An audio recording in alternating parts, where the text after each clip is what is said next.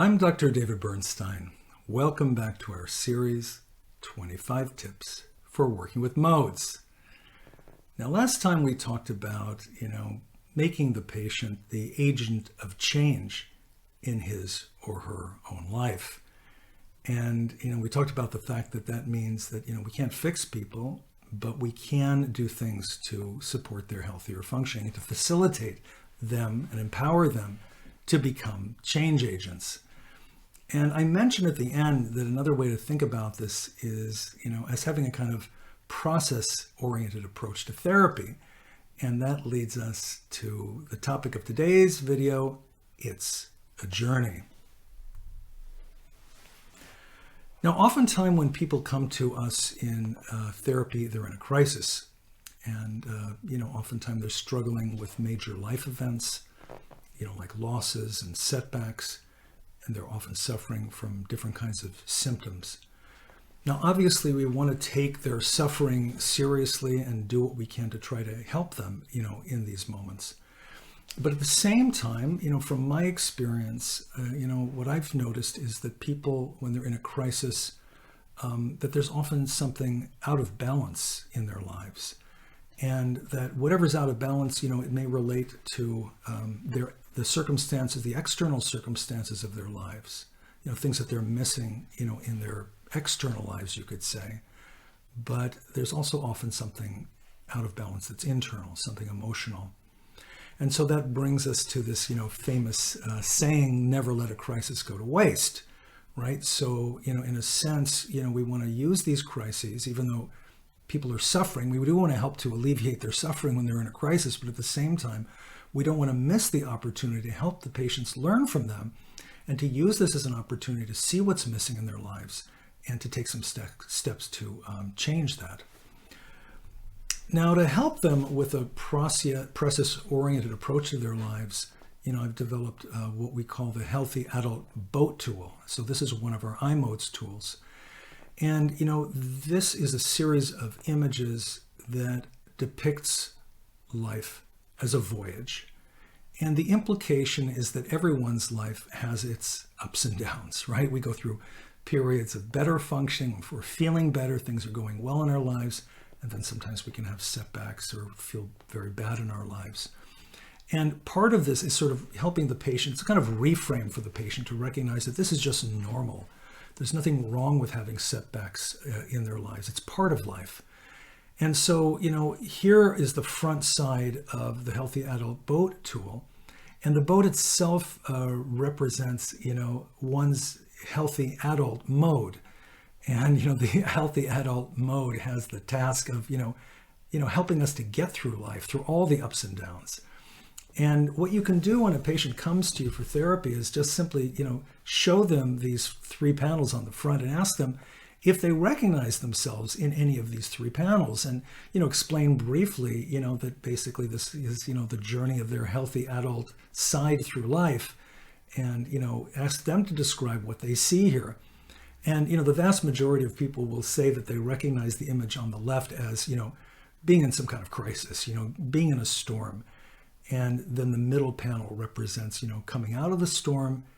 And for many people, they see, the panel on the far right, as I've mentioned earlier, is kind of the end point of their journey, coming to some island paradise. But, as I noted before, that's not reality. It's for us, this, panel on the right represents Strengths Island, coming to a place where you can, on a daily basis, practice, working on your strengths. Now, in each of these three panels representing different phases of a person's life, the tasks are different. The tasks are different. How people experience their modes are different. Their needs can be different. And how they can use their strengths to help them on their voyage can also be different. And so I want to illustrate that briefly with a case. And that's the case of Ruth. This is a case that is described in my book, Building Strengths in Therapy. Now, when Ruth came to me for therapy, she was definitely in a crisis. She was suffering from serious depression. And that's something that she had struggled with, on and off in her life.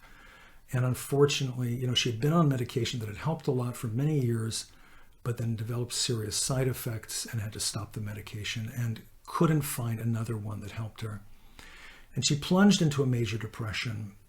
Now, when you take a look at this image, what it's clear is that the task here for this boat is survival.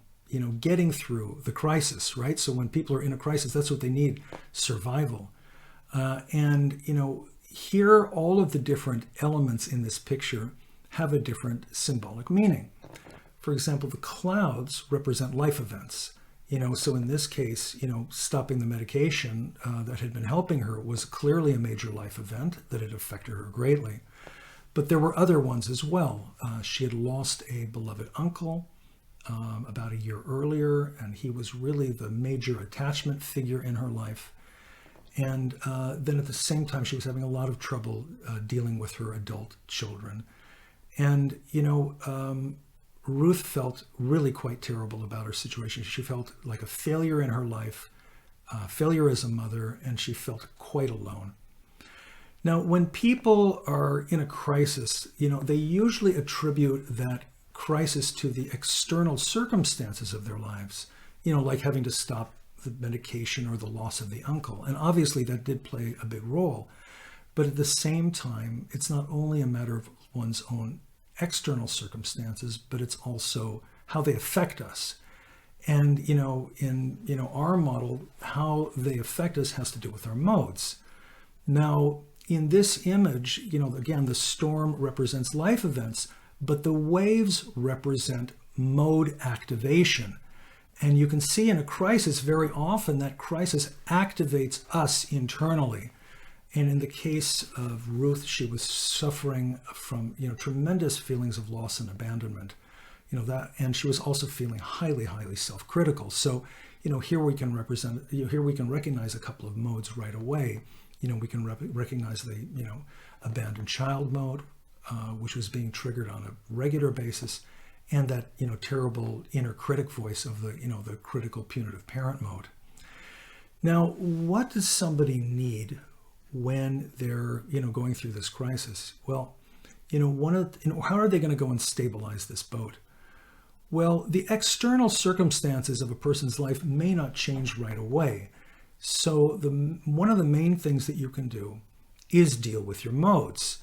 And so, if you think about different kinds of strengths, and we've, talked about strengths earlier in this course, we talked about 4 broad areas of strength. And one of those areas of strength has to do with self-regulation.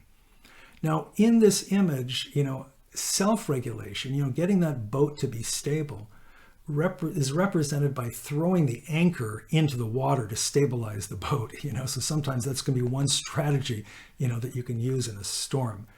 And so, what did Ruth need in order to stabilize herself? Well, one of the things that she needed was connection.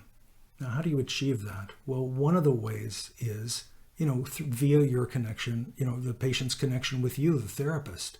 So you want to do some things to help her to, to feel, that you're there for her, and, that she's not all alone in the storm. And again, metaphorically, you can think about it as, the question of who are the crew members on your boat. Now, Ruth didn't feel she had any. The only crew member that she had on her boat previously was, her uncle. So you, the therapist, become one of the crew members.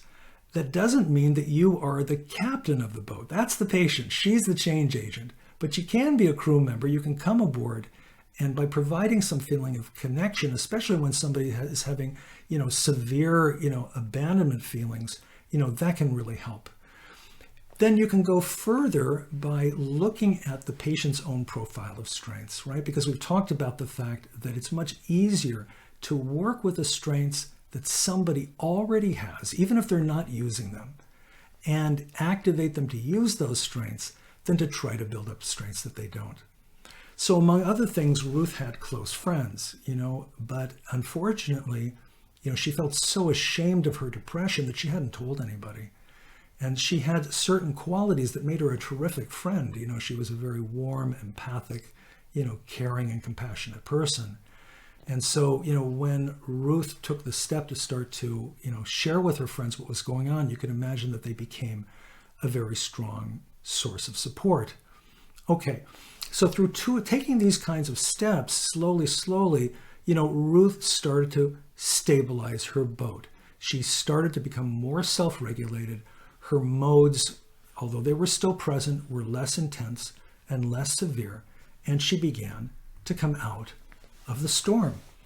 And she was able to go back to her psychiatrist and continue to work on the process of finding the right medication to help her. But once you're starting to come out of the storm, then, the tasks in life change. They're not the same. They're not just it's not about surviving anymore. You've managed that. It's mainly about setting your direction in life. And so here, the relevant, part of this image is, the captain there at the wheel of the boat, right? So, Ruth needs to learn, how to set her course in life. And there are a number of different kinds of strengths that come into play here. For example, one's sense of identity. What's really important to Ruth? What are her values? If you want to lead your life in a way that's consistent with your values, that can help you to set your direction. And then learning how to be assertive. That was something that she wasn't very good at. So learning how to assert yourself, in the service of, achieving your goals. So there are a number of other strengths that people can put into play here that become more relevant when a person is at this phase of their life, when things have gotten more or less stabilized, and then the person wants to start moving forward with their life. And finally, then once you start moving forward with your life, when you start to think about, what's important to me, how do I want to achieve what my goals are, then you can start to come to Strengths Island. You can start to think about, what are the things that I want to work on every day? How can I utilize my strengths, so that I can lead a happier and fulfilling life where, I get my needs met more. Now, for example, even in this image, everything has a symbolic purpose. And here the sun represents, our larger feeling of purpose and meaning in life. And so for Ruth, she was actually a very spiritual person. And so for her, part of setting her direction in life had to do with, how could she fulfill herself spiritually and bring some sense of meaning to her life in a way that would enrich her and leave her feeling happier and more alive and more connected. Okay, so what we can see here is that in every phase of somebody's life, the tasks are different, how you work with modes may be different, the kinds of strengths that you work with may be different, and how do you get people to start then to really start making some progress through each of these phases of their life may also be different. Now, the takeaway message here is that if you care for the process, the outcomes will follow. And this is, again, it becomes evident here why you can't fix people. When somebody's in a crisis, you can't just fix them. You can't fix somebody who's having trouble finding their own direction in life. They're the ones who have to be the captain of their own boat. But what we can do is do things to facilitate that process. And if we can do that with a consistent framework, focusing on modes, focusing on strengths, and focusing on needs, then you will see that the outcomes will follow. Now, how do we go further? Well, next week we're going to come to our very last video in this series, because ultimately it's about getting one's emotional needs met. And, in our boat metaphor, getting your needs met is, has to do with, getting the wind in our sails, feeling the wind in our sails to propel the boat forward. And that will bring us to our video for next week, Find the Wind. And please come to our website, www.imodes.com, and take a look at our image-based therapy tools. Have a great week and see you next time.